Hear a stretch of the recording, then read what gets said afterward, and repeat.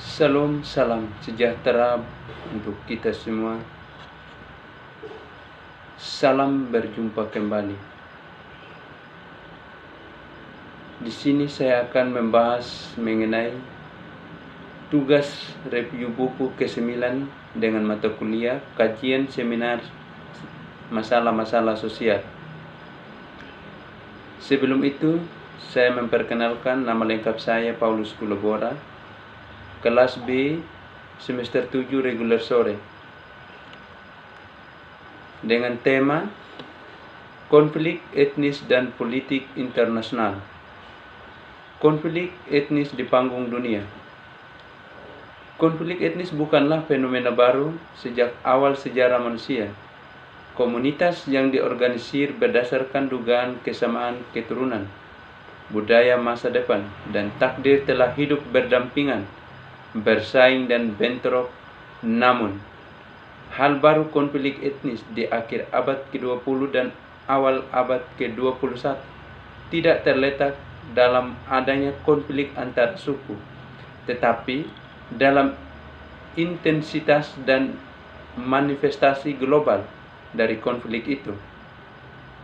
Dampak buruk dari konflik tersebut adalah dirasakan dalam ukuran yang sama di negara maju dan berkembang. Bahkan sebagai global ahli teori alisasi menekankan keunggulan faktor ekonomi dalam membentuk yang baru tatanan global abad ke-21. Perpecahan budaya tampaknya memiliki pengaruh yang lebih besar berdampak pada keadaan politik dunia. Definisi suatu kelompok etnis dan komunitas etnis dapat didefinisikan sebagai besar atau kecil sekelompok orang, baik dalam masyarakat tradisional atau maju yang dipersatukan oleh budaya warisan umumnya, termasuk bahasa, musik, makanan, pakaian, dan kebiasaan dan praktik, kesamaan ras, agama umum, dan kepercayaan pada kesamaan sejarah leluhur, dan menunjukkan sentimen psikologis yang kuat dari kerinduan pada grup kelompok etnis dapat terdiri dari dua jenis berbeda: kampung halaman masyarakat dan komunitas diaspora. Masyarakat kampung halaman termasuk waktu penduduk suatu wilayah tertentu dan dengan demikian menuntut hukum dan moral eksklusif hak kepemilikan atas tanah itu. Klaim seperti itu biasanya didukung oleh bukti teorikal, faktual, dan mitos. Dan arkeologi diaspora etnis komunitas ditemukan di luar negeri dan terutama disebabkan oleh populasi migrasi, baik yang disebabkan oleh penindasan di negara bagian asal mereka atau oleh daya tarik, prospek, dan peluang ekonomi yang lebih baik. Diaspora etnis melakukan biasanya tidak mencari hak teritorial di negara asing, tetapi biasanya menuntut. Konflik etnis dan politik internasional, sebuah kerangka konseptual partisipasi non-diskriminatif sebagai individu dalam urusan publik, pemungutan suara, jabatan, akses ke keadilan, ditambahkan akses non-diskriminatif ke pendidikan, pekerjaan, perumahan, peluang bisnis, dan layanan publik, dan pengakuan resmi atas hak mereka untuk memelihara institusi yang melestarikan elemen budaya warisan mereka. Transformasi kelompok etnis menjadi bangsa etnis menjadi ketiga. Sebagai M.S. Barker telah mencatat ide politik dan statis berkembang di dalam grup. Suatu bangsa adalah tubuh atau orang yang mendiami wilayah tertentu yang juga tidak diambil dari ras yang berbeda tetapi memiliki stok yang sama pikiran dan perasaan yang diperoleh dan ditransmisikan selama sejarah umum. Siapa secara keseluruhan dan diutama meskipun lebih dalam masa lalu daripada di masa sekarang. Termasuk dalam saham biasa, itu sebuah saham biasa keyakinan agama yang umumnya dan sebagai aturan menggunakan bahasa yang sama sebagai kendaraan pikiran dan perasaan mereka. Dan siapa selain umum pikiran dan perasaan juga menghargai kemauan bersama dan karenanya bentuk atau cenderung membentuk ke dalam keadaan terpisah untuk ekspresi dan realisasi keinginan itu. Selama sebuah bangsa, etnis terkait dengan sebuah negara itu didapat disebut sebuah negara bangsa. Namun dari sekitar 192 negara bagian di dunia, secara kasar 90% multi-etnis atau multi-internasional, karena mereka menggabungkan 2 atau lebih kelompok etnis atau bangsa secara teoritis.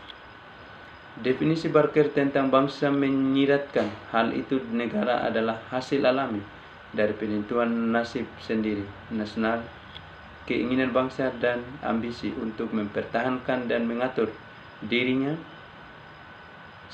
sendiri secara independen dari negara lain. Karenanya itu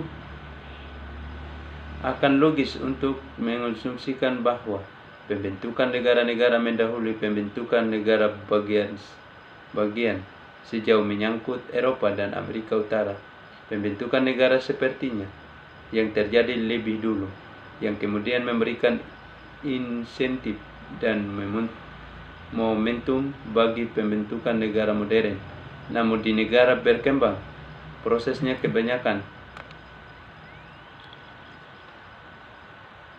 terjadi sebaliknya. Di Amerika Latin, Afrika dan Asia, penaklukan Barat dan kolonisasi menyebabkan terciptanya entitas administratif multi-etnis dan multi-ras ikatan.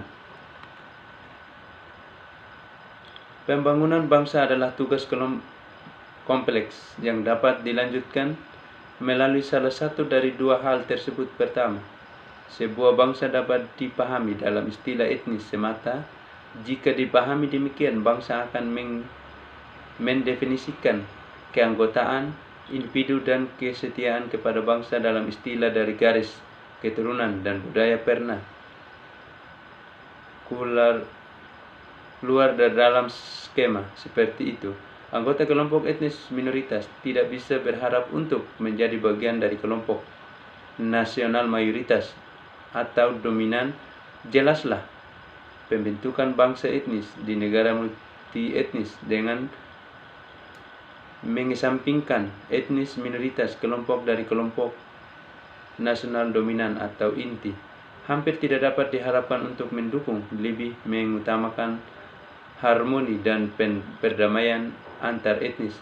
Sebaliknya, sebuah bangsa bisa dibayangkan istilah politik atau sipil dengan demikian dipahami keanggotaan dan kesetiaan individu kepada bangsa didefinisikan dalam istilah kewarganegaraan, hukum umum, dan partisipasi politik Tionghoa terlepas dari etnis dan garis keturunan dalam postkolonial multi-etnis yang kompleks negara-negara berkembang, bahwa hanya pembangunan bangsa sipil yang bisa mendorong inklusif nasionalisme yang akan menggantikan ratusan identitas etnis di dalam perbatasan mereka. Baik itu dipahami dalam bentuk etnis atau kewarganegaraan sebuah bangsa yang mengekspresikan perasaan pesan-pesan kesetiaan terhadap negara-negara bangsa, bisa dikatakan menunjukkan semangat nasionalisme.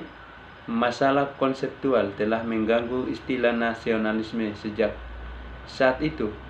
Ia muncul setelah Revolusi Prancis. Namun sebagian besar ahli sependapat nasionalisme menggabungkan dua karakteristik penting. Pertama, nasionalisme adalah emosi atau sentimen, dan kedua itu adalah doktrin politik Hans Kohn. Misalnya, menekankan sifat emosional atau sentimental dari nasionalisme ketika dia menulis nasionalisme pertama dan terutama adalah keadaan pikiran, tindakan kesadaran. Juga memandang nasionalisme sebagai sentimen atau emosi yang mengikat sekelompok orang dengan pengalaman sejarah yang nyata atau khayalan dan aspirasi bersama, dan mendorong mereka untuk hidup sebagai komunitas yang terpisah dan berbeda. M.S. Kellner bagaimanapun menekankan bahwa nasionalisme adalah doktrin politik yang membutuhkan kesesuaian antara politik dan unit nasional. Serupa dengan itu, Anthony Smith berpendapat bahwa ASI dibedakan oleh fakta bahwa tujuan aksi sosial mereka hanya dapat menjadi pemerintahan otonom negara berdaulat mereka sendiri. Sekian dan terima kasih. Tuhan memberkati.